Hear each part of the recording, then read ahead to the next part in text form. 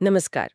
आज हम लोकतंत्र के एक बहुत ही कह सकते हैं महत्वपूर्ण पहलू पर गहराई से चर्चा करेंगे और वो है सत्ता की साझेदारी। जी। हमारा मकसद इस विषय को बहुत ही व्यवस्थित तरीके से समझना है, ठीक वैसे ही जैसे एक शिक्षक क्लास में समझाता है। बिल्कुल। हम दिए गए स्रोतों का इस्तेमाल करते हुए लाइन दर लाइन ये समझने की कोशिश करेंगे कि लोकतंत्र में शक्ति का बंटवारा क्यों और कैसे होता है। और इसके लिए हम बेल्जियम और श्रीलंका इन दो देशों के उदाहरणों का सहारा लेंगे बिल्कुल। ताकि ये विषय पूरी तरह से स्पष्ट हो जाए। हाँ, तो चलिए शुरू करते हैं। तो पहला शीर्षक है अध्याय 1, सत्ता की साझेदारी, और इसके ठीक नीचे लिखा है लोकतंत्र में शक्ति का बंटवारा क्यों और कैसे।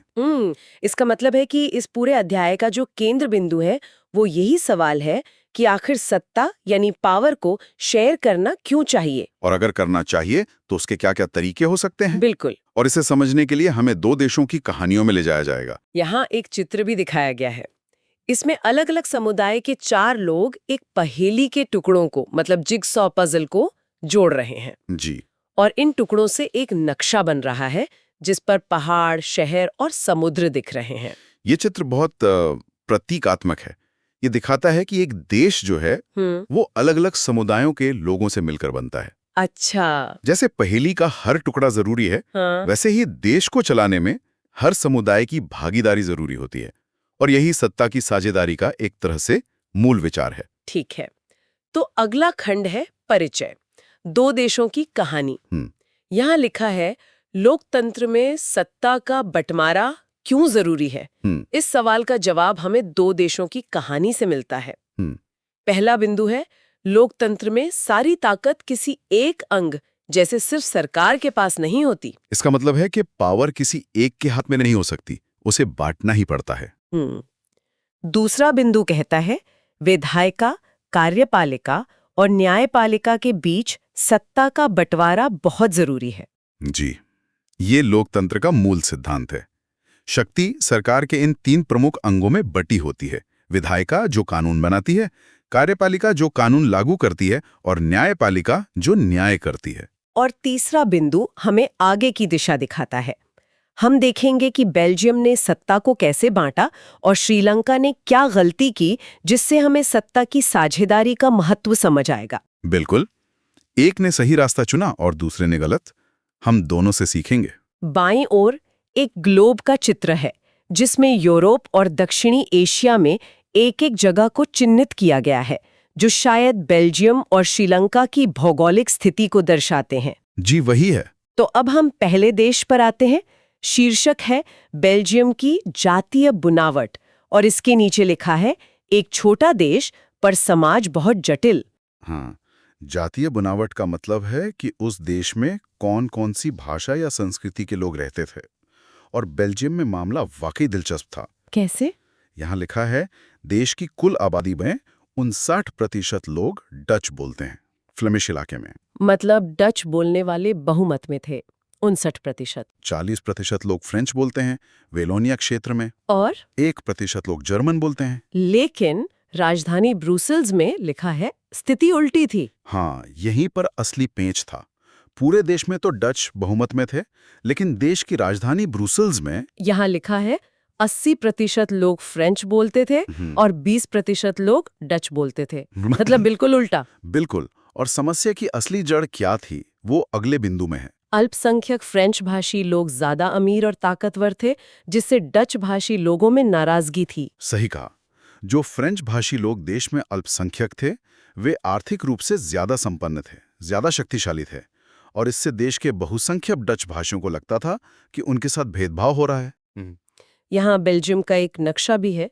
पीले रंग में फ्लेमिश क्षेत्र है जहाँ डच बोली जाती है, लाल रंग में वेलोनिया क्षेत्र है जहाँ फ्रेंच बोली जाती है, और पूर्वी सीमा पर एक छोटा नीला हिस्सा जर्मन भाषी समुदाय का है।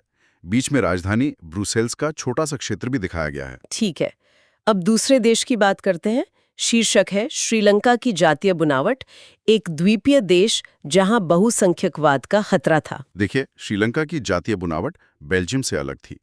यहाँ सिंगली समुदाय एक बहुत बड़ा बहुमत था। कितना बड़ा? यहाँ लिखा है प्रमुख सामाजिक समूह में पहला है सिंगली, कुल जनसंख्या का 74%, अधिकतर बौद्ध। 74%? मतलब लगभग 3/4 आबादी। दूसरा समूह है तमिल, कुल जनसंख्या का 18%, हिंदू और मुसलमान। जी, और ये तमिल भी 2 हिस्सों में बटे थे। एक वो जो सदियों से श्रीलंका में रह रहे थे, जिन्हें श्रीलंकाई मूल के तमिल कहते हैं। हाँ, जो कि 13% थे। हाँ, और दूसरे वो जिन्हें अंग्रेज बागानों में काम करने के लिए भारत से ले गए थे। उन्हें हिंदुस्तानी तमिल कहा जाता था। और एक तीसरा समूह भी है, ईसाई, 7%, सिंगली और तमिल दोनों। हाँ, तो यहाँ खतरा बहुसंख्यकवाद का था। मतलब ये डर था कि बहुमत वाला समुदाय अपनी मनमानी कर सकता है। यहाँ एक नक्शा भी है जिसमें श्रीलंका के अलग-अलग हिस्सों में इन समुदायों का बसाव दिखाया गया है। पीला रंग सिंघली लोगों का है, जो बहुत बड़े हिस्से में है। हाँ, और नारंगी रंग के हिस्से उत्तर और पूर्व में हैं, जहाँ श्रीलंकाई तमिल रहते हैं, और भूरे रंग का छोटा हिस्सा मध्य में है, जहाँ हिंदुस्तानी तमिल हैं। चलिए, अब अगले शीर्षक पर चलते हैं, श्रीलंका में बहुसंख्यकवाद। और नीचे लिखा है, जब बहुमत अपनी मनमानी करे। यही हम देखते हैं कि श्रीलंका ने क्या गलती की। 1948 में आज़ादी के बाद बहुसंख्यक सिंगली समुदाय ने अपनी ताकत का इस्तेमाल करके ऐसे कानून बनाए जो सिर्फ उनके पक्ष में थे। यहाँ पहला बिंदु है 1956 का कानून। तमिल भाषा को दरकिनार कर सिंघली को एकमात्र राजभाषा घोषित कर दिया गया। सोचिए, एक झटके में तमिल भाषी लोग अपने ही देश में पराये हो गए। दूसरा बिंदु है भेदभावपूर्ण नीतियां।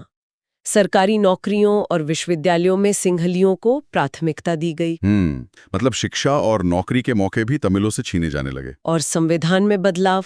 नए संविधान में बौद्ध धर्म को संरक्षण और बढ़ावा देने का प्रावधान किया गया। इसका नतीजा ये हुआ कि तमिल समुदाय को लगा कि उन्हें देश से अलग-थलग किया जा रहा है। तो इसका परिणाम क्या हुआ? यहाँ लिखा है, तमिलों में भारी नाराजगी, दोनों समुदायों के संबंध बिगड़े और देश भयानक गृह युद्ध सिविल वॉर की आग में फंस गया। बिल्कुल, इसी अलगाव और गुस्से ने आगे चलकर एक भयानक गृह युद्ध का रूप ले लिया। यहाँ एक चित्र भी है जिसमें एक समूह के लोग चट्टान के ऊपर जश्न मना रहे हैं और दूसरे समूह के लोगों को चट्टान से नीचे धकेल रहे हैं। ये चित्र बहुसंख्यकवाद के असर को ही दिखाता है। अब वापस बेल्जियम पर आते हैं। शीर्षक है बेल्जियम की समझदारी और नीचे लिखा है, सबको साथ लेकर चलने का रास्ता। जी, बेल्जियम ने श्रीलंका से बिल्कुल अलग रास्ता अपनाया। उन्होंने टकराव को टाला और इसके लिए उन्होंने 1970 से 1993 के बीच 4 बार अपने संविधान में संशोधन किए। 4 बार। तो इस बेल्जियम मॉडल के मुख्य बिंदु क्या थे? पहला है, केंद्रीय सरकार में डच और फ्रेंच भाषी मंत्रियों की संख्या समान होगी। ये सबसे जरूरी कदम था। भले ही डच बोलने वाले ज्यादा थे, पर उन्होंने बराबर की हिस्सेदारी स्वीकार की, ताकि कोई एक समुदाय अकेला फैसला न ले सके। केंद्र की कई शक्तियां राज्य सरकारों को दे दी गईं, जो केंद्र के अधीन नहीं है। यानी राज्यों को ज्यादा अधिकार दिए गए, वो आजादी से काम कर सकते थे। राजधानी ब्रुसेल्स में अलग सरकार है, जिसमें दोनों समुदायों का समान प्रतिनिधित्व है। हाँ, जो सबसे बड़ा झगड़े का कारण थी राजधानी, उसके लिए एक अलग व्यवस्था बना दी गई। और चौथा, जो बहुत अनोखा है, एक तीसरी सामुदायिक सरकार बनाई गई, जो भाषा, संस्कृति और शिक्षा के मामलों को देखती है। ये एक बहुत ही अनोखा और सफल मॉडल था। इससे हर समुदाय को अपनी भाषा और संस्कृति की रक्षा का अधिकार मिल गया। तो इसका परिणाम ये हुआ कि देश में गृहयुद्ध की आशंका खत्म हुई और देश टूटने से बच गया। जी बिल्कुल, जो देश गृहयुद्ध की कगार पर था, वो शांतिपूर्ण और एकजुट बना रहा। यहाँ लेगो ब्लॉक से बनी एक संरचना का चित्र है, जो सरकार के विभिन्न स्तरों को दिखा रहा है, जो आपस में मिलकर काम कर रहे हैं। हाँ, ये केंद्रीय, राज्य और सामुदायिक सरकार के तालमेल को दिखाता है। तो इन दोनों कहानियों के बाद अब सवाल उठता है, सत्ता की साझेदारी क्यों जरूरी है? इसके पक्ष में 2 मुख्य तर्क दिए जाते हैं। पहला है युक्तिपरक तर्क, यानी समझदारी भरा कारण जो अच्छे परिणामों पर आधारित है। इसे आप व्यावहारिक कारण भी कह सकते हैं। ये दिमाग से लिया गया फैसला है।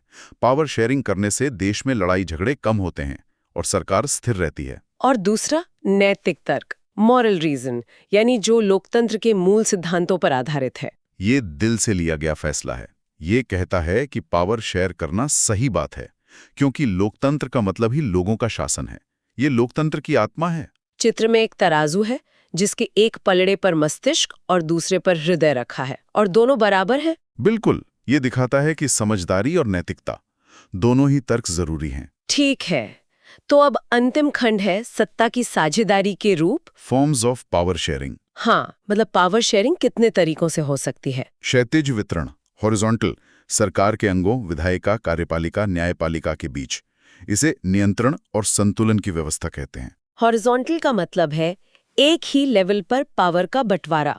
सरकार के तीनों अंग एक दूसरे पर नजर रखते हैं, कोई भी अपनी शक्ति का असीमित उपयोग नहीं कर सकता।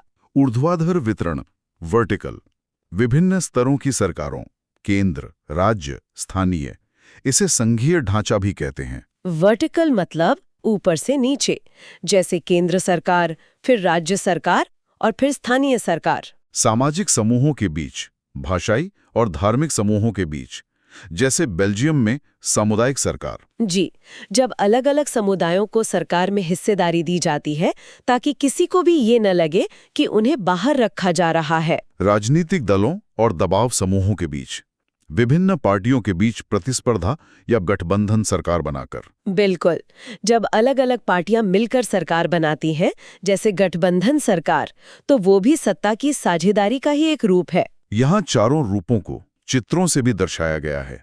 3 स्तंभ, एक पिरामिड, लोगों का समूह और हाथ मिलाते राजनीतिक दल। हाँ, ये चित्र इन रूपों को समझने में मदद करते हैं। अब कुछ महत्वपूर्ण परिभाषाएं हैं। पहला है जातीय, एथनिक, ऐसा सामाजिक विभाजन जिसमें हर समूह अपनी अपनी संस्कृति को अलग मानता है, मतलब साझा संस्कृति पर आधारित समूह। दूसरा बहुसंख्यकवाद, ये मान्यता कि बहुसंख्यक समुदाय देश पर मनचाहे ढंग से शासन कर सकता है और अल्पसंख्यकों की जरूरतों की अवहेलना कर सकता है। एक तरह से बहुमत की तानाशाही। तीसरा गृहयुद्ध, सिविल वॉर, किसी देश में सरकार विरोधी समूहों की हिंसक लड़ाई का ऐसा रूप जो युद्ध जैसा लगे, मतलब देश के अंदर युद्ध जैसी स्थिति। और चौथा युक्तिपरक, प्रूडेंशियल, हानि लाभ का सावधानी से हिसाब लगाकर लिया गया फैसला, नफा नुकसान देखकर लिया गया व्यवहारिक फैसला। अंत में कुछ अतिरिक्त जानकारी भी दी गई है, जैसे खलील की उलझन लेबनान के बारे में बताया गया है। हाँ, लेबनान में गृह युद्ध के बाद शांति के लिए विभिन्न धार्मिक समुदायों के बीच सत्ता का बंटवारा किया गया। वहां देश के प्रमुख पद अलग अलग समुदायों के लिए तय कर दिए गए। जर्मनी का भी उदाहरण है। जर्मनी की गठबंधन सरकार, जहां 2 बड़ी विरोधी पार्टियां मिलकर सरकार चलाती हैं। ये भी सत्ता की साझेदारी का एक बेहतरीन उदाहरण है। और एक बेल्जियम का साइन बोर्ड का भी जिक्र है। वहां जगहों के नाम फ्रेंच और डच दोनों भाषाओं में लिखे होते हैं। जी, ये भाषाई विविधता और एक दूसरे के प्रति सम्मान को दर्शाता है। ये छोटे छोटे कदम बहुत मायने रखते हैं। तो आज हमने बेल्जियम और श्रीलंका के उदाहरणों से सत्ता की साझेदारी के महत्व, उसके कारणों और उसके अलग अलग रूपों को विस्तार से समझा। हमने देखा कि सत्ता को साझा करना न केवल व्यावहारिक रूप से देश को स्थिर रखता है, बल्कि यह लोकतंत्र की मूल भावना के लिए भी बहुत आवश्यक है। बिल्कुल, बेल्जियम का मॉडल दिखाता है कि कैसे समझदारी से टकराव को टाला जा सकता है, जबकि श्रीलंका का उदाहरण एक चेतावनी है कि बहुसंख्यकवाद देश को गृहयुद्ध की आग में झोंक सकता है। हाँ। बहुत दिलचस्प सवाल है। और अगर है तो क्या उसके सिद्धांत भी यही होंगे? ये एक ऐसा सवाल है जिस पर हम सभी को सोचना चाहिए। अगर आपको इसी तरह आसान भाषा में पढ़ना अच्छा लगता है तो इस चैनल को अभी सब्सक्राइब कर लीजिए। अगर आप सभी सब्जेक्ट्स के नोट्स चाहते हैं तो वीडियो के डिस्क्रिप्शन बॉक्स को जरूर चेक करें।